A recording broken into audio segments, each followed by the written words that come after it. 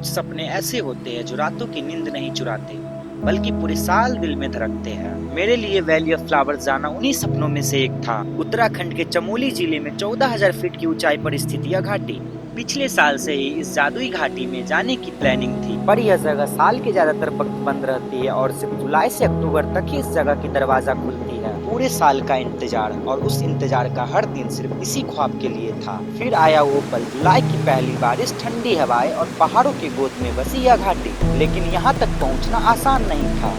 मैं अभी अभी केदारनाथ यात्रा से लौटा था। शरीर थका हुआ था, लेकिन दिल तब भी नहीं रुकना चाहा। और जब यहाँ कदम रखा तो हर एक थकान गायब हो गई। हर मोड़ पर खिले फूल, बादलों का स्पर्श और पुष्पावती नदी का मधुर स्वर। सच में लगा जैसे प्रकृति ने अपनी सबसे सुंदर पेंटिंग यहीं रच दी हो। और तब समझ में आया क्यों इस जगह को यूनेस्को वर्ल्ड हेरिटेज साइट का दर्जा मिला है। क्योंकि ये जगह सिर्फ एक वैली नहीं, बल्कि पैशंस, विल पावर और नेचर का अल्टीमेट सेलिब्रेशन है।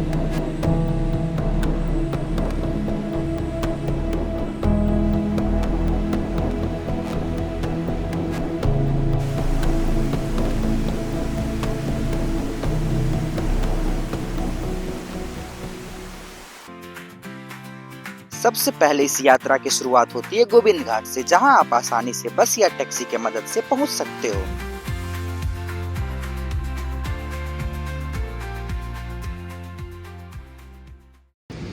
नमस्ते दोस्तों, जय सिया राम।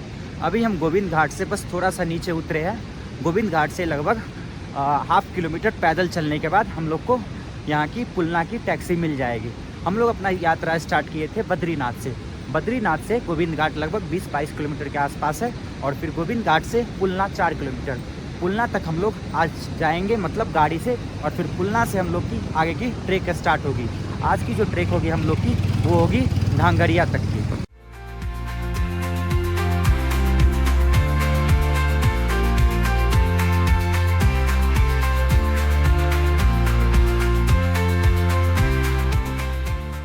जैसे ही आप लोग नीचे की ओर बढ़ते हैं, मतलब कि पुलना की ओर टैक्सी लेने के लिए, तो नीचे एक गुरुद्वारा है, वहाँ पे हम लोग अभी प्रसाद खाए और फिर यहाँ से हम लोग आगे की ओर बढ़ रहे हैं। जो मेरे पीछे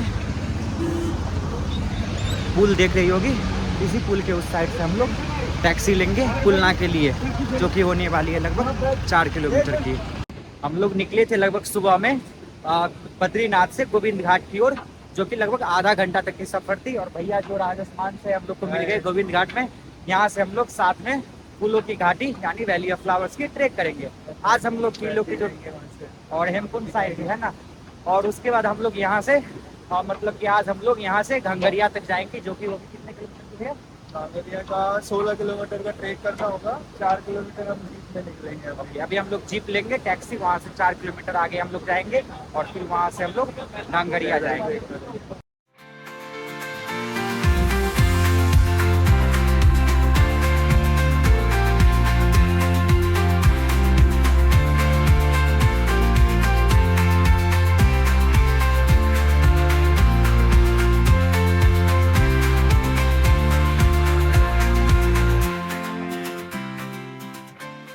हल्की फुल्की बारिश की बूंदों का लुत्फ उठाते हुए हम टैक्सी लेकर पुलना की ओर आगे बढ़ते हैं।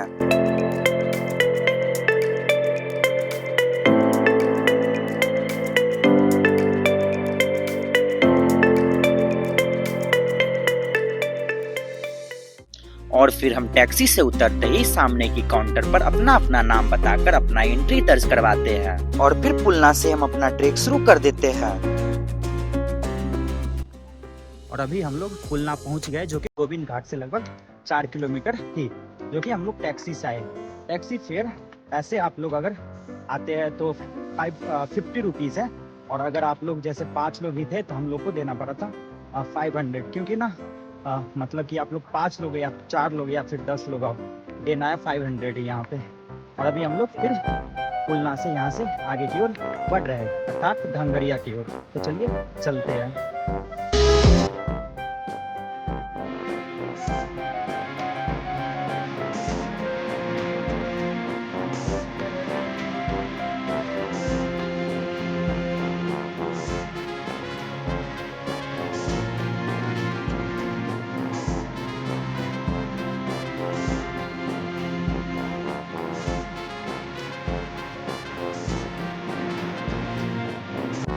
और अभी हम उस जगह पे हैं जहाँ से आप लोग घोड़ा खच्चर इत्यादि करके अपनी यात्रा कर सकते हो, चाहे वो वैली ऑफ फ्लावर्स की हो या फिर हेमकुंड साहिब की। वैसे आप लोग अगर वैली ऑफ फ्लावर्स जाते हो तो आपको घोड़ा खच्चर की सुविधाएं बस घांगाड़िया तक ही मिलेगी।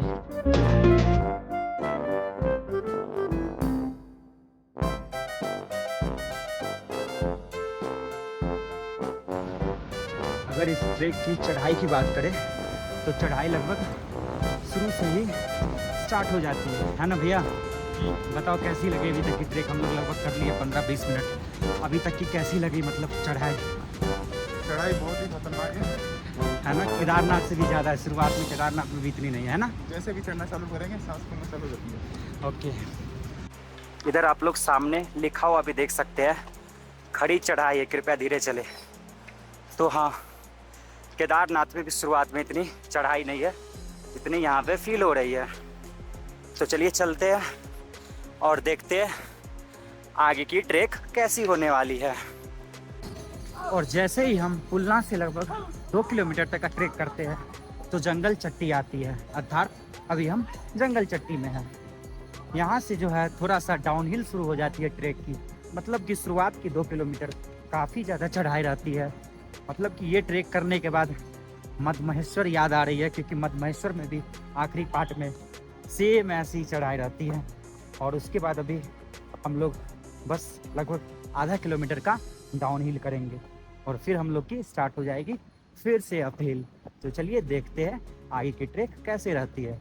वैसे अगर आप लोग valley of flowers Hemkund Sahib की ट्रेक करते हैं तो आप लोग को जगह जगह पीने की पानी मिल जाती है और खाने पीने की सुविधाएं भी लगभग मिल ही जाती है। ये ट्रेक जो है मोस्टली जंगलों के बीच से होकर जाती है। तो अगर आप लोग मई जून में करते हैं तो धूप जैसी समस्या उतनी ज़्यादा नहीं रहती है।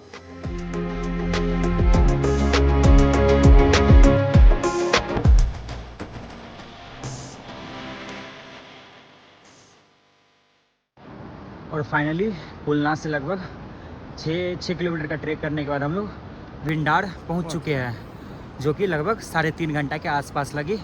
वैसे आप लोग इससे कम समय में भी कर सकते हो, हम लोग वीडियो फ़ोटो लेते आ रहे हैं जिस वजह से थोड़ी सी समय ज़्यादा लग रही है।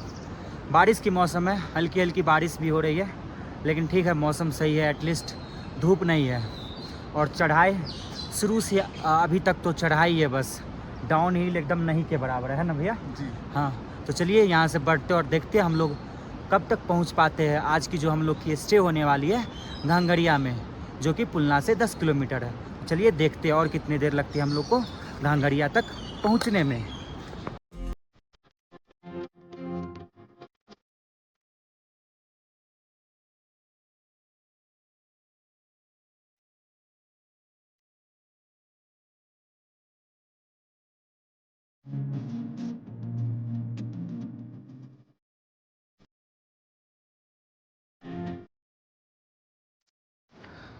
और अभी शाम की 5:30 हो रही है और हम लोग लगभग पुलना से 9 किलोमीटर तक का ट्रैक कर लिए। यहाँ से अभी घांगड़िया लगभग 1 किलोमीटर और बची हुई है। तो चलिए देखते हैं और कितनी देर लगती है हम लोग को घांगड़िया पहुँचने में।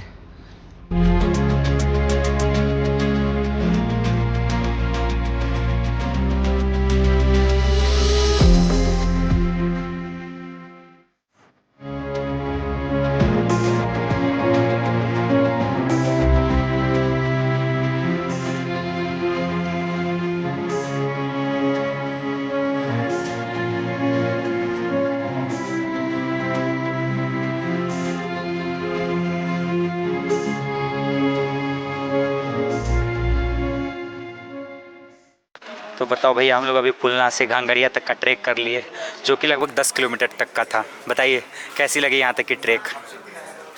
क्या कैसी लगी? बहुत खतरनाक, खतरनाक। बहुत खतरनाक, मज़ा आया? हाँ, बहुत ज़्यादा मज़ा और थकान बहुत। अच्छा। और अभी हम लोग घांगड़िया में हैं। हम लोग को एक होटल रूम मिली है, जो कि एक दिन का 1500 रुपया ले रहे हैं, मतलब कि 2 दिन का 3000। काफ़ी सही रूम है, काफ़ी बजट फ्रेंडली है। अगर आप लोग ऐसे ऑफ सीजन में आते हो तो काफ़ी कम प्राइस में यहाँ पे रूम मिल जाती है। ऐसे अगर यही रूम अगर आप लोग आते हो मई जून में तो लगभग 3000, 3500, 4000 के आसपास में मिलती है। नमस्ते दोस्तों, जय सिया राम। आज हमारी फूलों की घाटी की यात्रा की दूसरी दिन है। पहली दिन हम लोग कुलना से घंघरिया तक आए थे और घंघरिया में रात में रुके थे। आज हम लोग घंघरिया से लगभग 3-4 किलोमीटर की ट्रेक है फूलों की घाटी, वहाँ हम लोग प्रस्थान कर रहे हैं और अभी समय हो रही है सुबह की 8। तो चलिए देखते हैं हम लोग कब तक फूलों की घाटी पहुँचते हैं।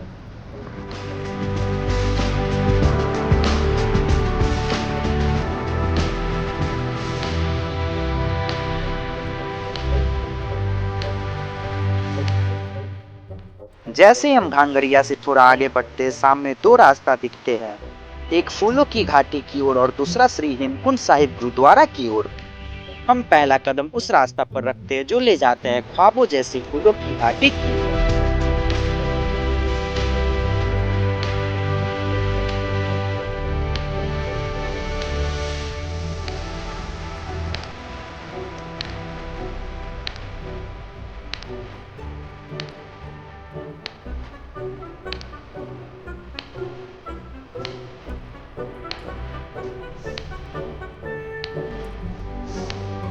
और देखते ही देखते हम उस जगह पर पहुंचते हैं जहां आधार से रजिस्ट्रेशन और बैग चेक के बाद ही आगे का सफर मुमकिन होता है।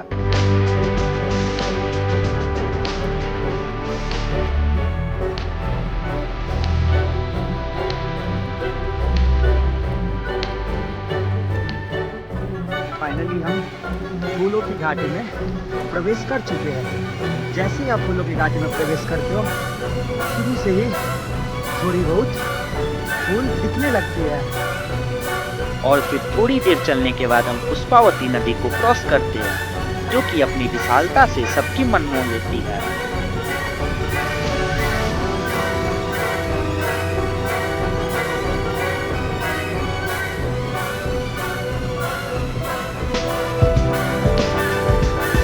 और यह मनोहर दृश्य तब और भी जादू बिखेर देता है जब हम हरे भरे शांत जंगलों से गुजर रहे होते हैं, जहां लोगों की भीड़ कम और प्रकृति की खामोशी गहरी होती है। इस शांति को और स्वरूप देता है जंगली पक्षियों का मधुर चहचहाना और पुष्पावती नदी का मधुर स्वर, जैसे प्रकृति खुद अपनी एक सुरमई रागनी बजा रही हो। और अभी हम पुष्पावती रिवर से लगभग 1.5 घंटा तक की ट्रेक कर लिए हैं। पुष्पावती रिवर के बाद लगभग 1.5-2 किलोमीटर खड़ी चढ़ाई है। उसके बाद फिर धीरे धीरे हो जाती है आपको डाउन हिल, जो कि आप लोग देख सकते हो ऐसे नीचे डाउन हिल जा रही है।